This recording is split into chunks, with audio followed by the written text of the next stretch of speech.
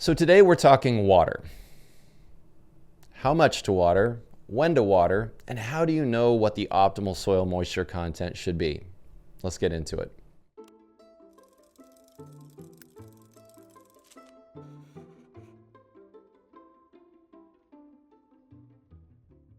So today what I want to do is provide a basic structure for you guys to understand how we think about watering here on the farm and what the cadences are that we use, what the amount of water we use, and when we water.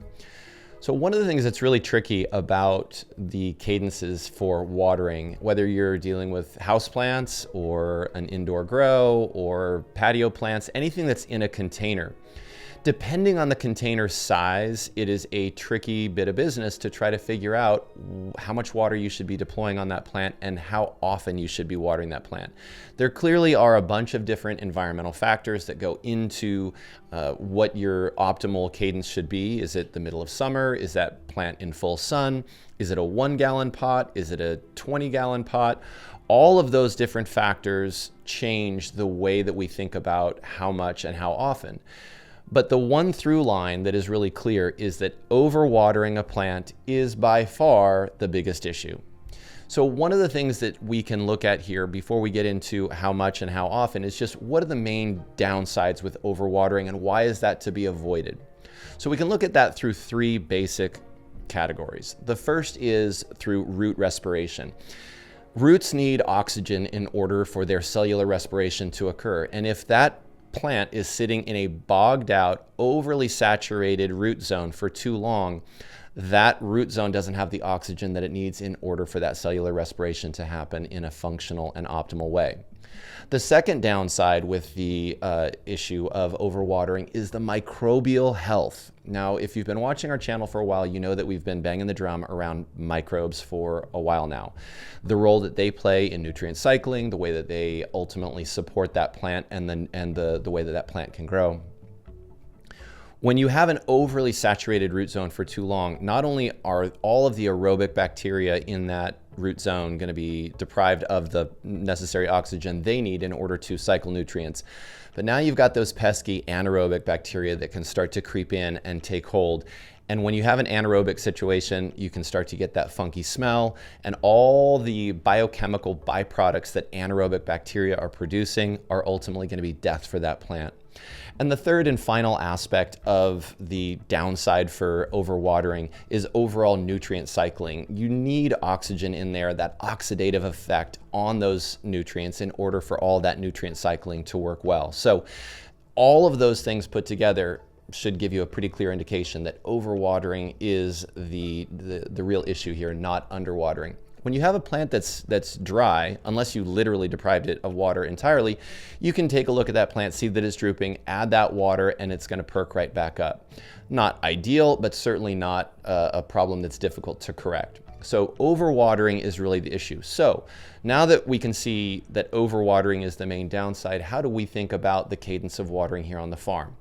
So we're starting our veg cycle in 7-inch pots. We're then progressing to 5 or 7-gallon fabric pots for flower. So those sizes of pots already can give you a pretty good indication of the range of soil substrate that we're managing here, not to mention the size of the plant, whether it's a brand new clone that's just hitting that small pot or it's a full-size flower plant. So the way that we think about deploying water into our rooms, depending on whether it's veg or flower, is we want to make sure that whatever we've deployed, that plant has all the time it needs to process that water or that nutrient solution before we deploy again. So we're looking for 10% runoff of whatever it is that we're deploying. So depending on the quantity of water that we're deploying, we're looking for a little bit of runoff. That means that we've got a nice flow through in that pot. And then that pot sits there for a day or two or sometimes 3 before it's ready for its next deployment. The main takeaway is allow the substrate to dry down. So then how do you determine whether or not that substrate has dried down?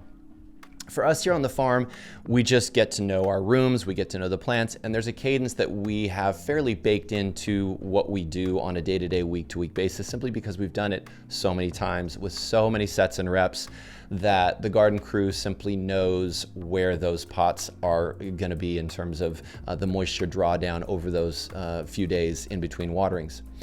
But for you guys at home, if you're dealing with houseplants, if you're dealing with some container plants on your patio, one of the tools that you can use is a moisture meter. So moisture meters, of course, like any tool, have a range. You can have the super cheap $10 to $20 moisture meter that you can get at your local Home Depot or hardware store, all the way up to extremely expensive moisture meters that are north of $1,000.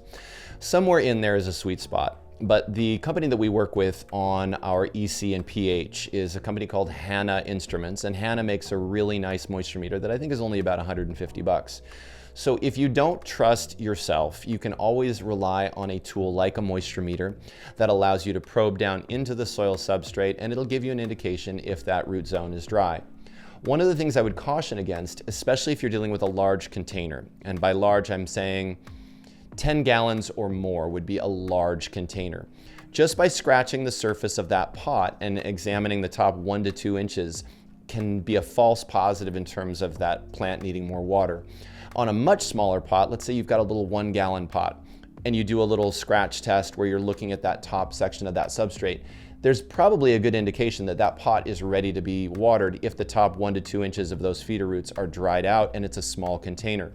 The problem with the larger containers, at the risk of stating the obvious, is of course that on such a large amount of soil, if just the top few inches are dry, down 6, 8, 12 inches, there may be plenty of moisture for that plant to pull from and to support its growth. So one of the things that the moisture meters really become invaluable on is when you've got a pot size that's so big that you ultimately need a moisture meter to get down to that deeper section without excavating the entire pot with your hand. So a lot of what we look at in terms of the overall guidelines that we're working off of on our end is experience, and for you guys I would simply say looking at it through the lens of a moisture meter as a tool that you can use in order to get to know your plant. At a certain point, one of the things that we have seen along our journey is that once you have a moisture meter that you've used for, say, several weeks or months with a particular plant, and you get to know that watering cadence, again, whether you're dealing with an indoor house plant or you're dealing with an outdoor patio plant, a moisture meter can help you to get comfortable and confident with the cadence that you're working off of. And then once you get to know that pot, once you get to know that plant, whether it's July or January, you'll start to get a feel for how often that plant is going to need to get watered. The main takeaway: do not overwater your plants. The main thing that you can get yourself in trouble with is overwatering. Underwatering is such an easy problem to fix. If you're going to err on the side of underwatering. Hopefully this basic overview of a few insights around the way we think about watering here on the farm and what you guys should be considering at home helps you to get some confidence in terms of how you want to approach your watering cadence at home. If you have any questions, make sure that you post those to the comments below. Be sure to subscribe, and until then, let's cultivate.